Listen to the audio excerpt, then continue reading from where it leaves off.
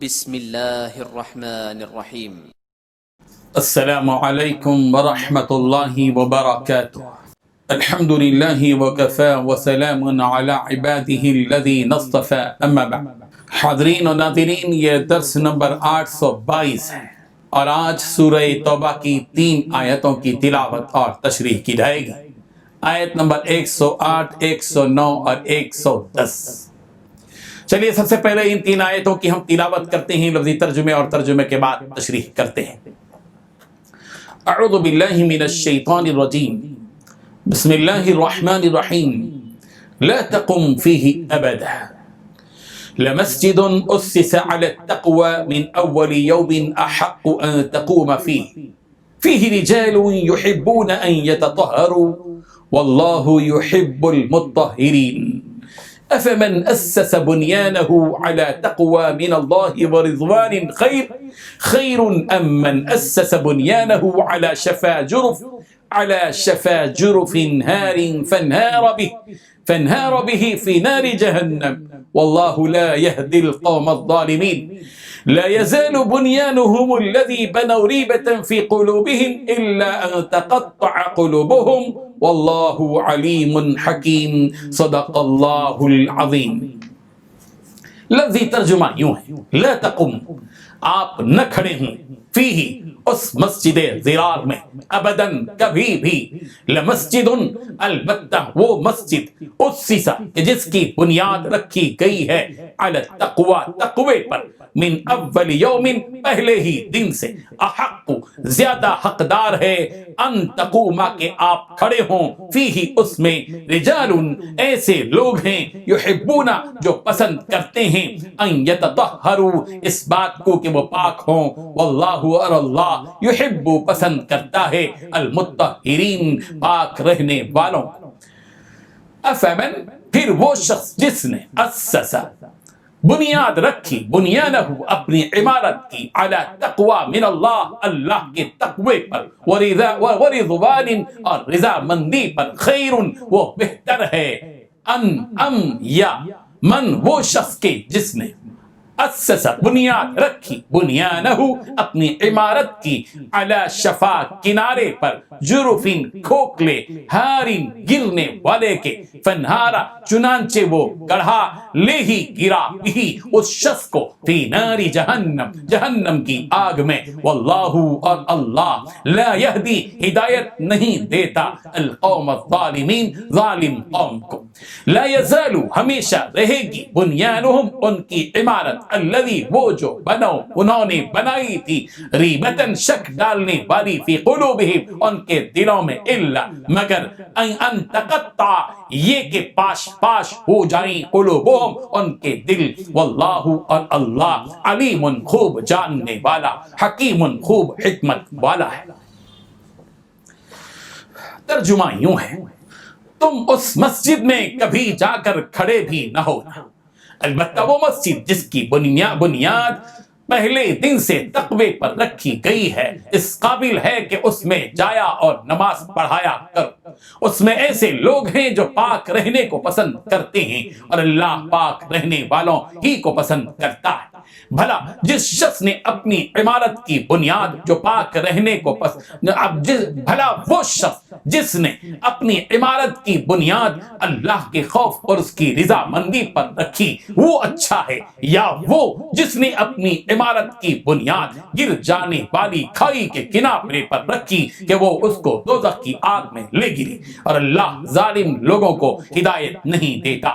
یہ عمارت جو انہوں نے بنائی ہے ہمیشہ ان کے دلوں میں موجب خلجان رہے گی اور ان کو متردد رکھے گی، مگر یہ کہ ان کے دل پاش پاش ہو جائیں، اور اللہ جاننے والا، حکمت والا ہے۔ ان 3 آیتوں میں 7 باتیں بتلائی گئی ہیں۔ پہلی بات، تم اس مسجد میں کبھی جا کر کھڑے بھی نہ ہونا۔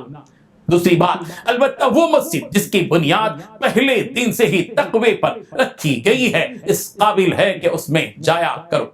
تیسری بات، اس میں ایسے لوگ ہیں جو پاک رہنے کو پسند کرتے ہیں، اور اللہ پاک رہنے والوں ہی کو پسند کرتا ہے۔ چوتھی بات، بھلا جس شخص نے اپنی عمارت کی بنیاد اللہ کے خوف اور اس کی رضا مندی پر رکھی، پانچویں بات، وہ اچھا ہے یا وہ جس نے اپنی عمارت کی بنیاد گر جانے والی کھائی کے کنارے پر رکھی کہ وہ اس کو دوزخ کی آگ میں لے گری۔ چھٹویں بات، یہ عمارت جو انہوں نے بنائی ہے ہمیشہ ان کے دلوں میں موجب خلجان رہے گی۔ ساتویں بات، مگر یہ کہ ان کے دل پاش پاش ہو جائیں، اور اللہ جاننے والا حکمت والا ہے۔ بزرگان محترم، یہ منافق رسول رحمت صلی اللہ علیہ وسلم کی خدمت میں حاضر ہوئے اور عرض کیا کہ ہم نے مسجد بنائی ہے، آپ اس میں نماز ادا فرما لیں۔ اور مقصد ان منافقوں کا یہ تھا کہ جب آپ صلی اللہ علیہ وسلم اس مسجد میں ان کی نماز ادا پڑھ لیں گے تو مسلمانوں کو اس مسجد کے اس کے مسجد ہونے کا یقین ہو جائے گا، اور طرح طرح کا اور اس قسم کا کوئی شک و شبہ وہ نہ کر سکیں گے کہ یہ مسجد کے علاوہ کوئی دوسری چیز ہے۔ ان لوگوں نے کہا کہ یہ مسجد ہم نے ضعیف اور بیمار لوگوں کے لیے بنائی ہے تاکہ سردی اور بارش کی راتوں میں یہ لوگ قریب ہی نماز پڑھ سکیں، دور جانا نہ پڑے۔ آپ صلی اللہ علیہ وسلم نے فرمایا اس وقت تو ہم سفر میں جا رہے ہیں، جب واپس آئیں گے تو انشاءاللہ تمہاری فرمائش پوری کر دی جائے گی۔ رسول رحمت صلی اللہ علیہ وسلم تبوک کے سفر میں واپس تشریف لے گئے۔ جب وہاں سے واپس ہوئے تو مدینہ منورہ پہنچنے میں ابھی ایک دن یا اس سے کم مسافت باقی تھی کہ حضرت جبرائیل امین تشریف لائے اور انہوں نے خبر دے دی کہ یہ مسجد جو منافقین تعمیر کیے ہیں یہ مسجد ضرار ہے، جس کا مقصد اسلام کو اور مسلمانوں کو نقصان پہنچانا اور کفر پر جمع رہنا اور مومنین کی جماعت میں تفریق پیدا کرنا ہے۔ جو لوگ مسجد قباء میں نماز پڑھتے ہیں ان کی جماعت کے کچھ لوگ اس مسجد ضرار میں آنے لگے اور انہیں اپنے ڈھنگ پر ڈالا جا سکے، یہ ان منافقین کا مقصد ہے۔ رسول رحمت صلی اللہ علیہ وسلم ابھی مدینہ منورہ پہنچے بھی نہ تھے کہ راستے ہی سے آپ صلی اللہ علیہ وسلم نے بعض صحابہ کرام کو بھیج دیا جنہوں نے مسجد ضرار کو آگ لگا دی اور اسے گرا دیا۔ جن حضرات نے یہ کام کیا وہ مالک ابن دخشم اور مان ابن عدی رضی اللہ عنہما تھے۔ بعض حضرات نے مان کے بھائی عامر ابن عدی کا بھی نام لیا ہے۔ معالم التنزیل میں ہے کہ رسول اللہ صلی اللہ علیہ وسلم نے مسجد ضرار کو جلانے کا حکم دے کر یہ بھی حکم دیا تھا کہ اس کو کوڑا ڈالنے کی جگہ بنا لیا جائے جس میں مردہ جانور اور بدبودار چیزیں ڈالی جایا کریں۔ چونکہ یہ مسجد ضرار اس مسجد قباء کے قرب و جوار میں بنائی گئی تھی جس قباء کے اطراف و اکناف مخلص صحابہ کرام رضی اللہ عنہم سکونت پذیر تھے۔